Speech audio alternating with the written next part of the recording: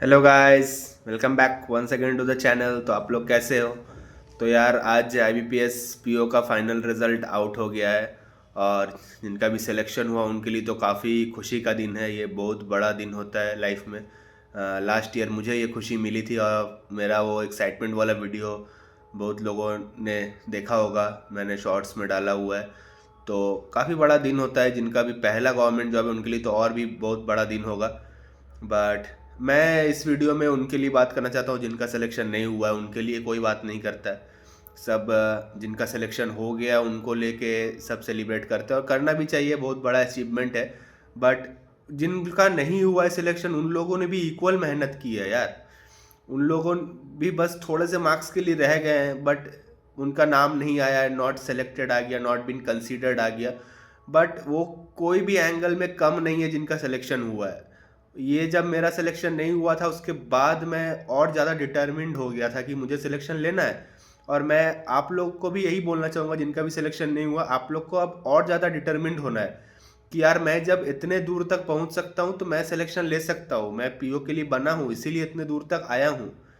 I am also good enough candidate to be selected as an PO in public sector bank. तो आप लोग को भी selection लेना है और इससे आपको और ज़्यादा डिटर्मिन्ड होना है। मेरे केस में मैं हो गया था जब मेरा 2024 में सिलेक्शन नहीं हुआ था फाइनल रिजल्ट में, तो उस दिन मैं बहुत रोया था। मैं ये किसी को आज पहली बार शेयर कर रहा हूँ।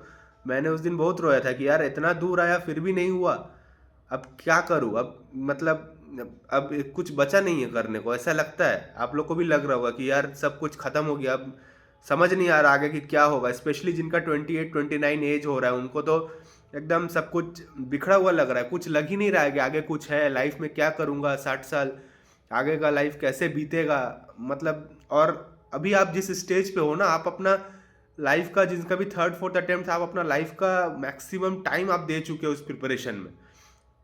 अभी आप स्टेप बैक नहीं कर सकते हो और आपके लिए बहुत इंपॉर्टेंट है ये जॉब। तो लगता है कि सब कुछ खत्म हो गया, बट आई वुड से कि आपको अब और ज़्यादा डिटरमिन्ड होना है। और अगर आप 28-29 के 27 के एज के भी हो गए हो तो आपको एक बैकअप लेके आप प्रिपेयर करना चाहिए। क्योंकि आप गुड इनफ कैंडिडेट हो, आपको सब कुछ पता है। प्रीलिम्स आप इजीली क्लियर कर जाओगे, खाली मॉक्स भी लगाओगे तो क्लियर कर जाओगे। आपको मेंस में काम करना है। मेंस में अगर आपको 15-20 मार्क्स का लीड कैसे भी करके लेना है, ठीक है। अगर आप उतना मार्क्स का लीड ले लेते हो तो आपका डेफिनेटली सिलेक्शन होगा। आपको मेंस में खाली काम करना है और आप साइड में एक जॉब के साथ भी आप प्रिपेयर कर सकते हो अगर आपका एज 30 के अराउंड होने वाला है, ठीक है। तो वही बोलूँगा कि खराब लगता है यार, आई नो उनके लिए कोई नहीं बात करता है। बहुत खराब लगता है जब आपका सिलेक्शन नहीं होता है, आस पास देखते हो सबका सिलेक्शन हो गया है। तो मेरा भी जब नहीं हुआ था मैं उस दिन बहुत रोया था, बहुत रोया था। मुझे मतलब मैं बोल रहा था कि यार क्यों, वाई ऑलवेज मी, मेरे साथ ही ऐसा क्यों होता है। आपको भी ऐसा लग रहा होगा कि मेरे साथ ही ऐसा क्यों होता है, ठीक है। मुझे भी लग रहा था। तो ऐसा ही लगता है, बट आपको अभी और डिटरमिन्ड होना होगा कि यार जब मैं इतने दूर पहुंच सकता हूं तो नेक्स्ट ईयर सिलेक्शन भी ले सकता हूं।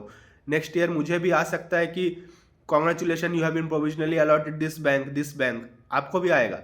आपको बस अपने आप पे सेल्फ बिलीफ रखना है। अभी सेल्फ बिलीफ ही सबसे इंपॉर्टेंट चीज़ है। मेरे केस में जब हुआ था तब मैंने सेल्फ बिलीफ ही रखा था कि नहीं, जब मैं इतना दूर आ सकता हूँ तो मैं भी PO के लिए बना हूँ, मैं भी क्रैक कर सकता हूँ, मैं भी गवर्नमेंट जॉब ले सकता हूँ। तो आपको भी यही सोचना है कि यार जब मैं इतना दूर आ सकता हूँ तो और एक थोड़ा सा पुश मुझे बस देना है।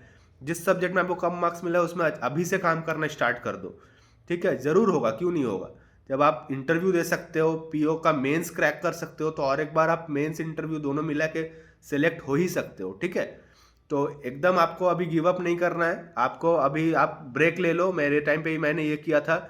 अप्रैल में जब रिजल्ट आया नहीं हुआ तो फिर मैं 1 महीने 1.5 महीने का पूरा टोटल ब्रेक में चल गया। आप पूरा पढ़ाई लिखाई अभी छोड़ दो, टोटल आप क्विट कर दो। अगर आपको कोई और एग्ज़ाम देने का मन नहीं है तो आप टोटल अभी रेस्ट ले लो 1-2 वीक का।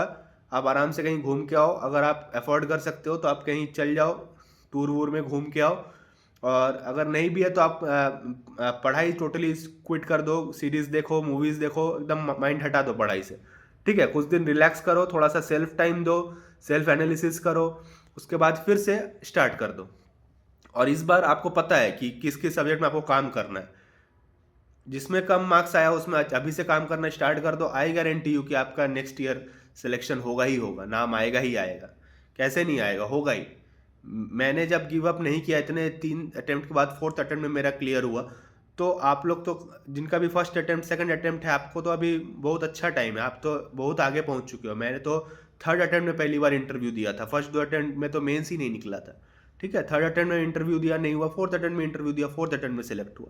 तो आप लोग जिनका फर्स्ट सेकंड अटेम्प्ट में आप इंटरव्यू तक पहुंच गए, तो आप तो बहुत आगे हो, बहुत जनों से काफ़ी आगे हो।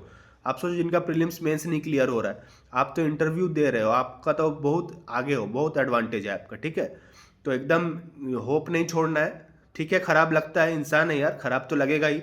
इतना मेहनत किए थे, सबको एक उम्मीद होता है कि मुझे भी बैंक अलॉट होगा, मुझे भी, मेरा भी नाम सिलेक्शन लिस्ट में आएगा। बट यही रियलिटी है यार, कंपटीशन है, इतने सीट्स नहीं है जितने बच्चे हैं। तो जाहिर सी बात है सबका सिलेक्शन नहीं होगा, जो अच्छा होगा, जो डिजर्विंग होगा उसी को मिलेगा। कहीं ना कहीं कमी रह गई होगी आपके प्रिपरेशन में, जब वो प्रिपरेशन का कमी फुलफिल हो जाएगा तो आपका भी सिलेक्शन में नाम आएगा, क्यों नहीं आएगा। ठीक है, तो यही एक शॉर्ट वीडियो आप लोग को मोटिवेट करने के लिए, ताकि आप और अच्छे से पढ़ो, आगे और अच्छे अच्छे जॉब्स आएंगे, और मे भी पीओ से अच्छा जॉब आपको मिले। ठीक है, यही सोचना है। तो यही सोच के आपको प्रिपरेशन कंटिन्यू रखना है, एकदम गिव अप नहीं करना है। थोड़ा सा आप ब्रेक ले लो, थोड़ा सा रिलैक्स हो जाओ, उसके बाद फिर से आप अपने वीकनेस पे काम करो, जरूर सिलेक्शन होगा। और कोई भी डाउट हो तो आप नीचे कमेंट करो, मैं ऑलवेज हूँ आप लोगों के साथ। ठीक है, I will help you around, कुछ भी तरीके से अगर हो सके मैं हेल्प करूँगा। आप कमेंट करो नीचे, और अगर नए हो चैनल में तो चैनल को सब्सक्राइब करना। ठीक है, तो बाय बाय, टेक केयर। और जिनका भी सिलेक्शन हुआ उनको वंस अगेन बहुत सारा कॉन्ग्रेचुलेशंस। अभी आपको बैंक से धीरे धीरे नोटिफिकेशन आने लगेंगे, मेल आने लगेंगे आपके रिस्पेक्टिव बैंक से, कब से आपका ट्रेनिंग वगैरह ज्वाइनिंग होगा। आई थिंक मैक्सिमम 2 से 3 महीने में आपका ज्वाइनिंग हो जाएगा। और बैंक ऑफ बड़ौदा, महाराष्ट्र, ये सब तो और फास्ट करते हैं, हमारे टाइम पे 1 महीने में ही उनका ज्वाइनिंग हो गया था। तो वो लोग तो काफ़ी फास्ट करते हैं। और रेस्ट छोटे छोटे बैंक जितने भी हैं तो उनका भी 2-3 महीने में इस बार हो ही जाएगा। तो आप लोग को अब ट्रेनिंग और आपका एक नया करियर स्टार्ट होने वाला है बैंकिंग सेक्टर में। तो आप लोग को भी ऑल द वेरी बेस्ट। अब आप कैंडिडेट का फेज़ निकल चुके हो, अब आप एक एम्प्लॉय बनने वाले हो कोई पब्लिक सेक्टर बैंक का। तो उसके लिए भी बहुत सारा कॉन्ग्रेचुलेशंस। और मैं जल्द ही आप लोग के लिए अपना, मेरा जो सेंट्रल बैंक में ट्रेनिंग हुआ था, ट्रेनिंग का एक वीडियो आप लोग के सामने लाऊंगा, ताकि आप लोग थोड़ा सा आइडिया मिल पाए कैसा होता है ट्रेनिंग, मोटिवेशन मिल पाए, जो भी। तो ट्राई करूँगा। तो ठीक है, मिलता हूँ नेक्स्ट वीडियो में, तब तक के लिए bye bye, take care and all the very best, keep on preparing.